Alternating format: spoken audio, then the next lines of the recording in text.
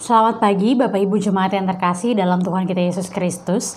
Kita kembali lagi dalam renungan di pagi hari ini. Dan memulai renungan kita pada pagi hari ini, mari kita bersama bersatu di dalam doa, kita berdoa. Bapa yang baik, Bapa yang bertata dalam kerajaan surga, kembali kami datang kepadamu. Kami bersyukur dan bersatu hati Tuhan untuk segala kebaikan dan kemurahan Tuhan dalam kehidupan kami. Pada saat ini kami hendak membaca, merenungkan akan kebenaran firman-Mu. Tuhan kiranya memberkati setiap kami, agar apa yang boleh kami baca dan renungkan bersama dapat kami lakukan dalam setiap langkah kehidupan beriman kami. Bersabdalah kepada setiap kami, karena kami anak-anak-Mu sudah sedia untuk mendengarkannya. Dalam Kristus Yesus Tuhan dan Juru Selamat kami hidup, kami berdoa dan bersyukur. Amin.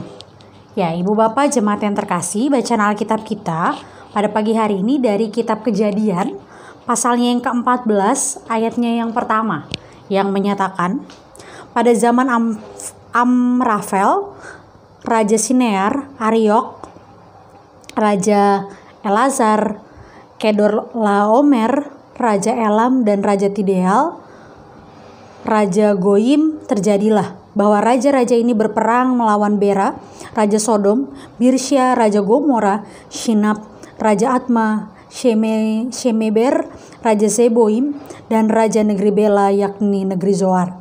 Raja-raja yang disebut terakhir ini semuanya bersekutu dan datang ke lembah Sidim, yakni Laut Asin. 12 tahun lamanya mereka takluk kepada Kedorlaomer, tetapi dalam tahun ke-13 mereka memberontak. Dalam tahun yang ke-14 datanglah Kedorlaomer serta raja-raja yang bersama-sama dengan dia. Lalu mereka mengalahkan orang-orang Refaim di Asyeterot Karnaim, orang Zuzim di Ham, orang Emim di Syawe Kiryataim, dan orang Hori di pegunungan mereka yang bernama Seir sampai ke El Paran di tepi padang gurun. Sudah itu baliklah mereka dan sampai ke En-Mispat, yakni Kades, dan mengalahkan seluruh daerah orang Amalek dan juga orang Amori yang diam di Hazezon Tamar.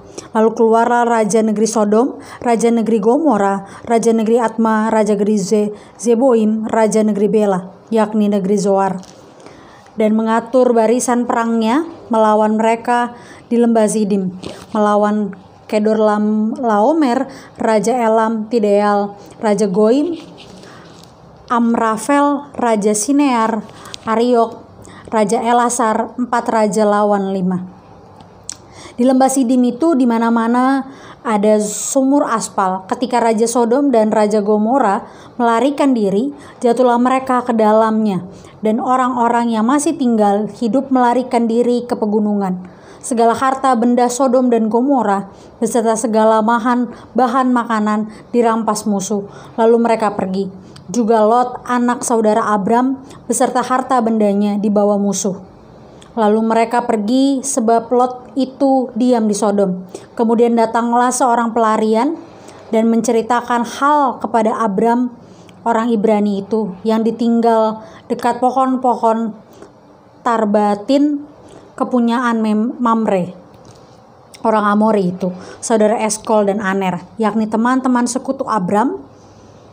Ketika Abram mendengar bahwa anak saudaranya tertawan, maka dikerahkannya lah orang-orang yang terlatih, yakni mereka yang lahir di rumahnya, 318 orang banyaknya, lalu mengejar musuh mereka sampai ke Dan.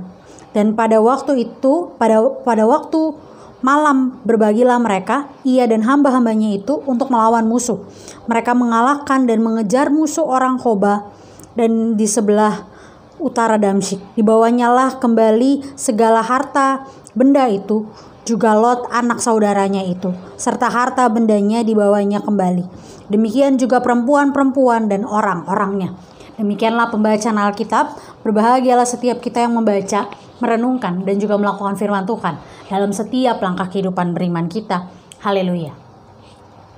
Ya, Bapak Ibu Jemaat yang terkasih dalam Tuhan kita Yesus Kristus, tanggap darurat. Inilah yang menjadi tema renungan kita di pagi hari ini menurut Sabda Bina Umat. Tanggap darurat bisa diartikan sebagai sebuah respon aktif dari seseorang atau sebuah kelompok dalam menghadapi sebuah situasi darurat. Situasi darurat seperti apa?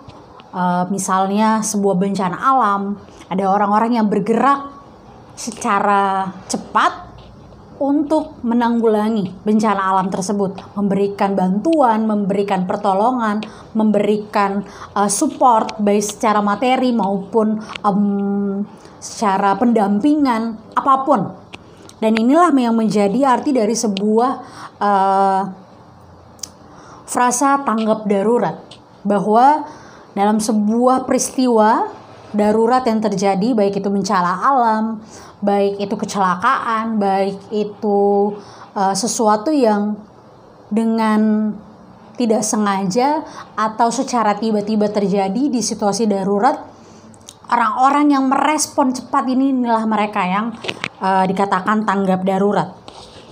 Dan GPIB sendiri membentuk pelayanan bagi mereka yang terkena musibah, baik itu bencana alam maupun musibah apapun, dengan membentuk sebuah gerakan pelayanan bernama Crisis Center yang kita ketahui bersama. Bahwa setidaknya di Indonesia ini ada beberapa daerah yang Crisis Center GPIB melakukan sesuatu bagi peristiwa yang terjadi. Selama pandemi ini, selama beberapa banyak bencana yang terjadi di Indonesia, peran serta dari Crisis Center GPIB ini juga hadir. Bukan hanya bagi jemaat, tapi juga bagi orang-orang di luar jemaat. Gitu. Inilah yang menjadi sebuah tugas panggilan sebuah gereja. Bahwa kehadiran kita hendaknya menjadi orang-orang yang tanggap darurat. Orang-orang yang merespon baik segala situasi yang terjadi. Baik rasanya GPIB secara sadar membentuk sebuah pelayanan Crisis Center ini. Dan mengapa kemudian tema tanggap darurat ini menjadi pembahasan kita pada pagi hari ini? Karena dari bacaan kita dari kitab Kejadian tentang bagaimana kehadiran Abraham atau yang masih bernama Abram ketika mereka mengalahkan raja-raja timur dan juga menolong Lot. Bukan spesifik cerita ini mau bercerita tentang perang tadi, tapi bagaimana ketanggapan Abram dalam menolong keponakannya Lot. Di ayat yang ke-13, ketika Abram mendengar bahwa anak saudaranya tertawan, maka dikerahkannya lah orang-orang yang terlatih, yakni mereka yang lahir di rumahnya, 318 orang banyaknya, lalu mengejar musuh sampai ke Dan. Abram yang punya orang-orang yang punya privilege, yang punya sesuatu untuk mengerahkan pertolongan bagi saudaranya tersebut, bagi Lot, keponakannya, dia tidak berpikir panjang ketika mendengar bahwa anak saudaranya itu tertawan, dikerahkannya lah. Jadi inilah sebuah respon tanggap darurat yang diajarkan atau kita teladani dari Abram. Bahwa Abram yang mendengar hal tersebut, dia langsung membawa kembali atau membawa pasukan-pasukannya untuk mengejar musuh dari Lot. Mereka akhirnya mengalahkan musuh dan melepaskan Lot serta membawa kembali seluruh harta jarahannya.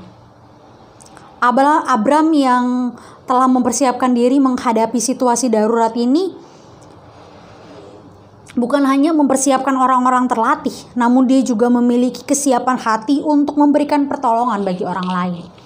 Mungkin ada orang yang kalau tidak memiliki kesiapan hati, meskipun dia punya privilege untuk mengerahkan begitu banyak pasokannya, tapi ketika dia tidak punya ketergerakan hati untuk tanggap darurat pada situasi yang terjadi, maka rasanya mustahil tanggap darurat ini terjadi.